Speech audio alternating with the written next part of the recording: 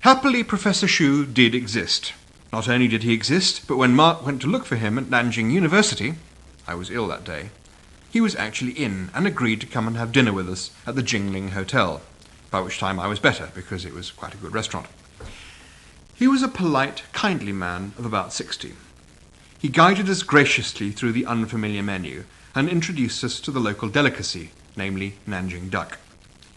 This turned out to be very similar to Peking duck, or Beijing duck as we now know it, or to be strictly accurate, Sichuan duck, which is what we have been eating for years under the name Peking duck.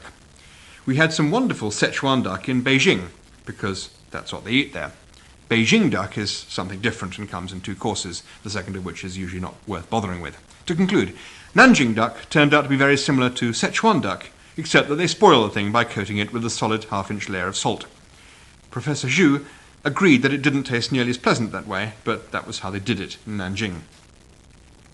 Professor Xu welcomed us to China, was surprised and delighted that we'd come all this way to see the dolphins, said that he would do everything he possibly could to help us, but didn't think it would do us any good. Things are difficult in China, he confided. He promised to try and phone the people at the Dolphin Conservation Project in Tongling to warn them that we were coming, but didn't hold out much hope because he'd been trying to get through to them on his own account for weeks. He said that, yes, we were right. The noise in the Yangtze was a major problem for the dolphins and severely interfered with their echolocation. The dolphins' habit had always been, when they heard a boat, to make a long dive, change direction underwater, swim under the boat and surface behind it. Now, when they are under the boat, they get confused and surface too soon, right under the propellers. These things had happened all very suddenly, he said. The Yangtze had remained unspoilt for millions of years, but over the last few years they had changed very dramatically, and the dolphin had no habit of adaptation.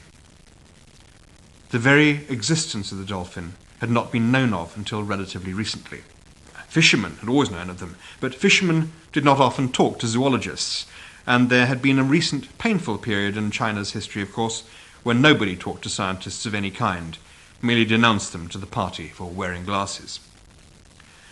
The dolphin was first discovered in Dongting Lake, not in the Yangtze, in 1914, when a visiting American killed one and took it back to the Smithsonian. It was obviously a new species and genus of river dolphin, but little further interest was taken in it. Then, in the late 50s, Professor Xu returned from a field trip studying birds to find an unlabeled skeleton waiting for him. It was the same species of dolphin, but this had been discovered not in Dongting Lake, where they no longer existed, but in the river near Nanjing. He interviewed some local fishermen who said they did see them from time to time. Any that were accidentally caught were sold for food.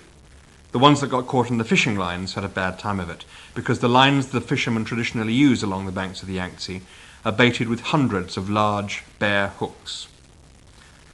Some studies were carried out around Nanjing, but for a while the Cultural Revolution put a stop to all that.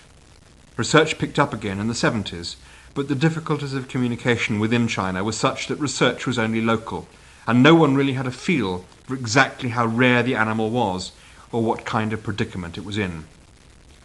That all changed in 1984. Some peasants found a baiji stranded in the shallows near Tongling, further upriver. They reported it to the Agricultural Commission of the Tongling municipal government, who took an interest and sent someone along to take a look at it. This immediately began to flush out a whole lot of stuff. All sorts of people were suddenly popping up and saying that they'd also seen a dolphin hit by a boat or caught in a net or washed up in a bloody mess somewhere.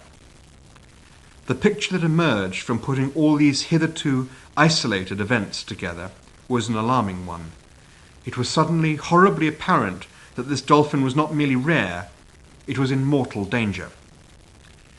Professor Xu was brought along from Nanjing to assess what should be done.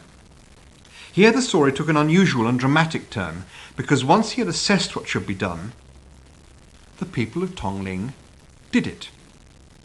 Within months, a huge project was set up to build a dolphin protection reserve within the Yangtze itself, and now, 5 years later, it is almost complete. "You should go to see it," said Professor Xu. "It is very good. I will try my best to phone them to prepare for your arrival, so you may rest. What is the word?" I said that rest sounded fine to me. I was all for some rest. Easily, surely, assured. You may rest assured that they will not be expecting you. So I will give you a letter also.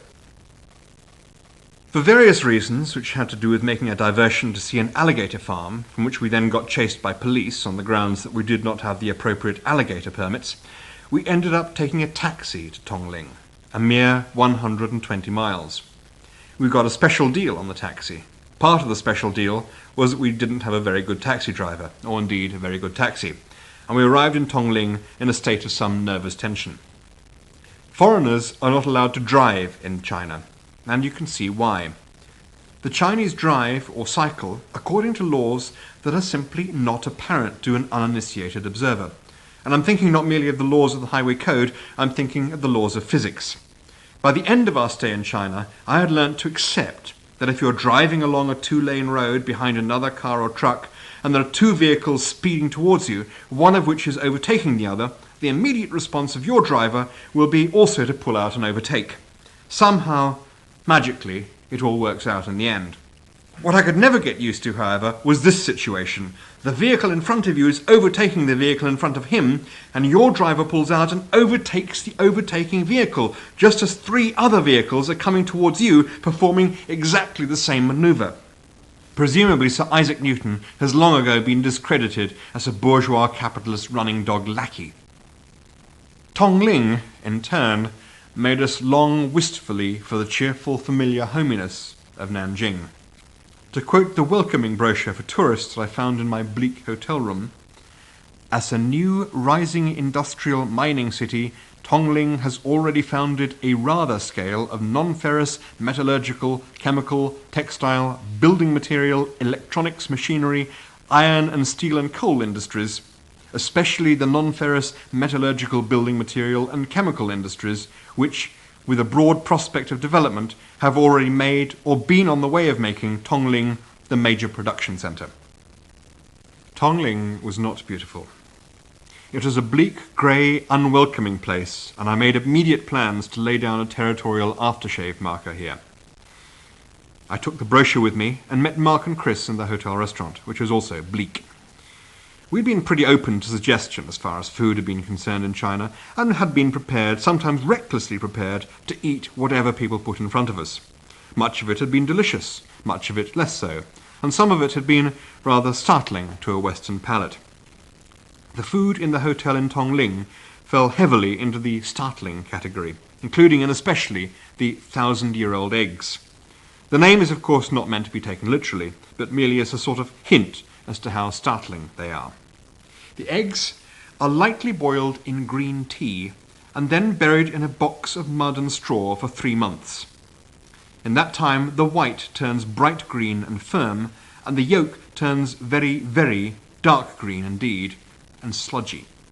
The startling thing is that they are then presented to you as a delicacy, whereas if you found them in your cupboard at home, you would call in the council. We struggled a little with the meal, gave up, and looked through the brochure again, in which I discovered another passage. It has been already decided to set up a water reserve to protect Lipotes vexillifer, a kind of precious rare mammal in Yangtze River, which is now regarded as panda in water. "Have you noticed the beer you're drinking?" Mark asked me. I looked at the bottle. It was called Baiji beer. It had a picture of a dolphin on the label, and the Latin name for it, Lipotes vexillifer, printed on the cap. "I noticed another hotel on the way into town this afternoon," said Chris. "I thought, there's a funny coincidence. It's called the Baiji Hotel, which is a sight better than this dump." Even if we'd come to the wrong hotel, we'd clearly come to the right place.